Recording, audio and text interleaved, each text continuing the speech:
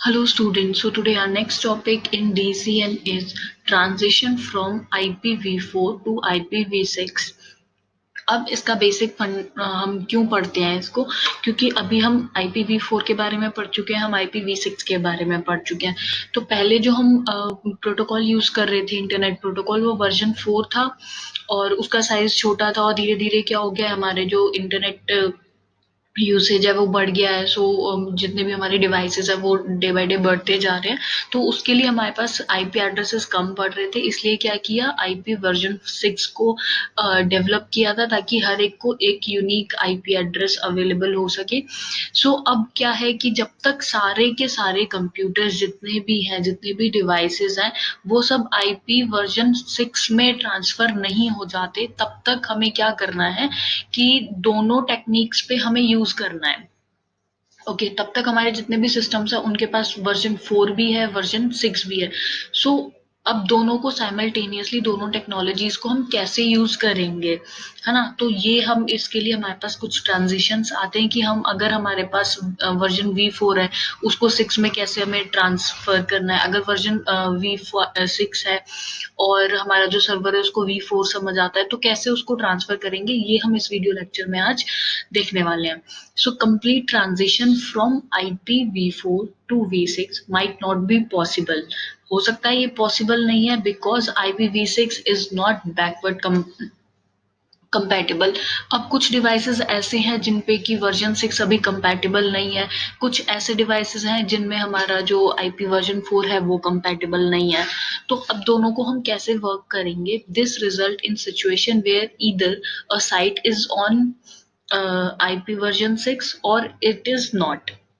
Okay, it is unlike implementation of other new technologies where a newer version is backward compatible, so the older version can still work with the newer version।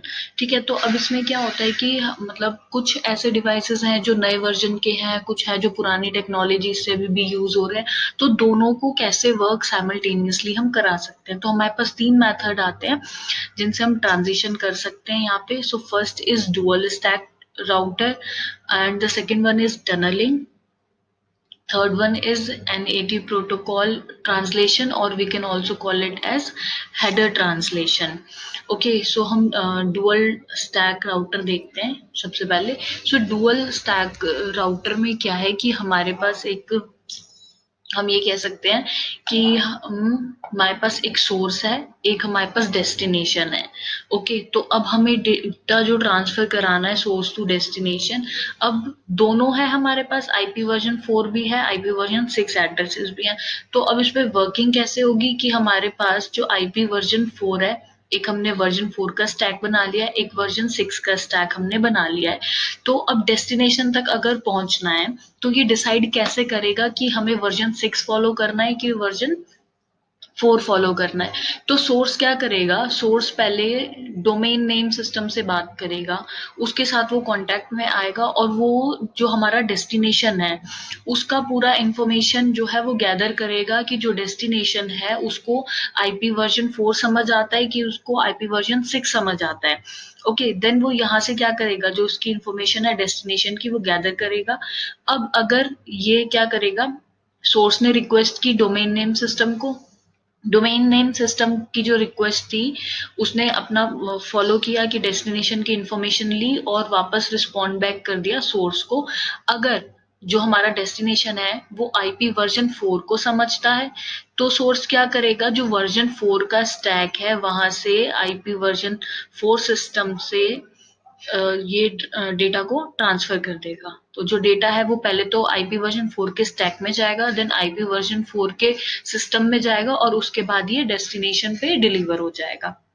But अगर जो domain name system है वो respond में ये बताता है कि जो आपका डेस्टिनेशन है वो आईपी वर्जन 6 पे वर्क कर रहा है, तो सोर्स क्या करेगा, इसको जो हमारा आईपी वर्जन 6 है उसके स्टैक में सेंड करेगा, देन वहां से वर्जन 6 सिस्टम जो है वो उसके पास जाएगा एंड देन उसके बाद वो डेस्टिनेशन को डिलीवर हो जाएगा। ओके, सो हमारा जो डुअल स्टैक है वो इस तरह से काम करता है कि वर्जन 6 के लिए वो स्टैक वर्जन में भेजेगा, पहले वर्जन 6 में, देन नेटवर्क, और फिर उसके बाद डिलीवर होगा। और अगर हमारे पास नेटवर्क जो है वो वर्जन 6 को नहीं समझता है और 4 को समझता है, तो वो पहले स्टैक में जाएगा, वर्जन 4 के स्टैक में, देन वर्जन 4 के सिस्टम में, और उसके बाद वो डेस्टिनेशन को डिलीवर होगा। Then next we have is tunnelling. अब टनलिंग मेथड में क्या होता है कि हमारे पास एक क्लाइंट है वर्जन 6 जिसको समझ आता है, दूसरा क्लाइंट जो सर्वर है उसको भी वर्जन 6 जो है वो समझ आता है। लेकिन अब ये जो पास कर रहा है, जो डेटा पास हो रहा है, उसके बीच में जो हमारे पास मीडियम है, जो हमारा मीडियम ये यूज कर रहा है, वो उसको वर्जन 4 सिर्फ समझ आता है ना। क्लाइंट और सर्वर दोनों को वर्जन 6 है, बट जो मीडियम है उसमें सिर्फ वर्जन 4 ही अलाउ है। तो अब यहाँ पे हम क्या करते हैं, एक टनल क्रिएट करते हैं। अब इस टनल में क्या होता है, जो आईपी वर्जन 6 क्लाइंट है वो अपना डेटा इसमें सेंड कर देता है। अब वो डेटा जो है वो आईपी V6 में ही जाएगा, बट जब ये इस टनल पे आता है, जब ये इस रीजन में आता है, तो इसमें क्या होता है, ये एक हेडर ऐड कर देता है जो कि वर्जन 4 का होता है। ओके, तो ये उसको उसके अंदर एनकैप्सुलेट कर देता है, वर्जन 4 के अंदर वर्जन 6 जो है एनकैप्सुलेट हो जाता है।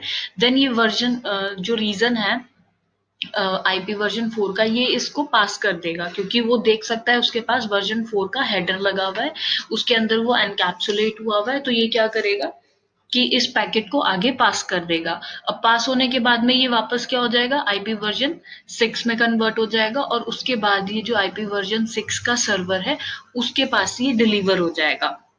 सो यहाँ पे क्या हुआ कि जो आईपी वर्जन 6 पैकेट था is encapsulated in IP version 4 packet. IP version 4 packet के अंदर वो एनकैप्सुलेट हो गया when enter the IP version 4 region. जब ये इस रीजन के अंदर एंटर कर रहा है, तब यहाँ पे क्या हुआ, ये आईपी वर्जन 4 के अंदर एनकैप्सुलेट हो जाता है, और उसके बाद वापस ये जो सर्वर है उसको डिलीवर हो जाता है। जो हमारा टनलिंग है उसमें हम ये टनल इसलिए यूज करते हैं ताकि हम आईपी वर्जन 6 को आईपी वर्जन 4 में कन्वर्ट करके और फिर उसको सर्वर तक सेंड कर सकें। अब the last we have is NAT protocol translation, और we can call it as header translation. ये हम NAT जो है इसको नेटवर्क एड्रेस ट्रांसलेशन भी बोलते हैं। क्यों बोलते हैं इसको ऐसा, नेटवर्क जो हम इसका क्या कर रहे हैं, हम इसका हेडर का ट्रांसलेशन कर रहे हैं। अब हेडर का ट्रांसलेशन कैसे हो रहा है कि when most of system are of version 6 but still some use IP version 4। अब यहाँ क्या, मोस्टली तो हमारे जो सिस्टम्स हो गए वो आईपी वर्जन 6 पे वर्क कर रहे हैं, बट कुछ सर्वर्स अभी भी ऐसे हैं कि जो वर्जन 4 पर ही वर्क कर रहे हैं। तो यहाँ क्या होगा कि सपोज हमारे पास कोई क्लाइंट है जो कि आईपी वर्जन 6 पे वर्क कर रहा है। अब जिस रीजन के थ्रू वो भेज रहा है उसको भी आईपी वर्जन 6 अंडरस्टैंडेबल है, बट जो हमारा क्लाइंट है, जो सेकंड क्लाइंट है, वो आईपी वर्जन 4 पे ही वर्क कर रहा है, वो अभी भी पुराने वर्जन पे ही काम कर रहा है। तो ये क्या करेगा कि इसने अपना पैकेट सेंड कर दिया आईपी वर्जन 6 ने, और सेंड कर दिया इसने मीडियम को। ये मीडियम क्या है, एक रीजन है जिसको आईपी वर्जन 6 समझ में आता है, उसको अंडरस्टैंडेबल है। अब क्या होगा, बीच में यहाँ पे हमने क्या किया, एक हेडर ट्रांसलेशन लगा दिया है। अब ये हेडर ट्रांसलेशन क्या करता है कि जो वर्जन 6 आईपी वर्जन 6 है उसको लेगा और उसको ट्रांसलेट, उसका जो हेडर होगा उसको ट्रांसलेट कर देगा आईपी वर्जन 4 में। अब जब ये आईपी वर्जन 4 में ट्रांसलेट हो जाएगा, तो क्लाइंट जो है हमारा सेकंड क्लाइंट, वो इसको इजीली अंडरस्टैंड कर सकता है, उसको वो इजीली रीडेबल हो जाएगा। इसने क्या किया, जो हमारा हेडर ट्रांसलेशन था, इसने क्या किया कि आईपी वर्जन 6 को एज ए इनपुट लिया और आउटपुट में उसने आईपी वर्जन 4 दिया। ओके, तो अब इसमें क्या हो गया, हेडर जब ट्रांसलेट हो गया तो क्लाइंट सेकंड जो है उसको ये जब पैकेट रिसीव होगा तो वो इसको अंडरस्टैंड कर सकता है, उसको समझ सकता है। तो ये हमारे पास कुछ ट्रांजिशंस थे जिनसे हम क्या करते हैं आईपी वर्जन 4 टू 6 हम अपने डेटा को ट्रांसफर कर देते हैं ताकि हमें ये इजीली अंडरस्टैंडेबल हो जाए, या जितने भी डिवाइसेस है वो सब उस पे वर्क कर पाए, कि जो काम चल रहा है वो बीच में ब्रेक ना हो, कि अगर नई कोई टेक्नोलॉजी आ गई है और पुरानी जो टेक्नोलॉजी है वो कोलैप्स ना कर जाए, कि वो वर्क ही ना कर पाए। सो जितने भी डिवाइसेस हैं जो पुराने टेक्नोलॉजी पे काम कर रहे हैं और जो नए डिवाइसेस हैं नई टेक्नोलॉजीज पे काम कर रहे हैं, तो वो दोनों आपस में कैसे कम्युनिकेट कर सकते हैं, इसके लिए हमारे को क्या जरूरत पड़ती है कि हम उस पुराने वर्जन को नए में कन्वर्ट कर सकें, और जिनको नया समझ आता है सिर्फ वो पुराने को भी समझ सके। तो इसलिए हम यहाँ पे ट्रांजिशन यूज करते हैं वर्जन 4 और वर्जन 6 के बीच में। So this is all about the transition from version IP version 4 to IP version 6। I hope ये आप लोगों को समझ आया होगा। Thank you.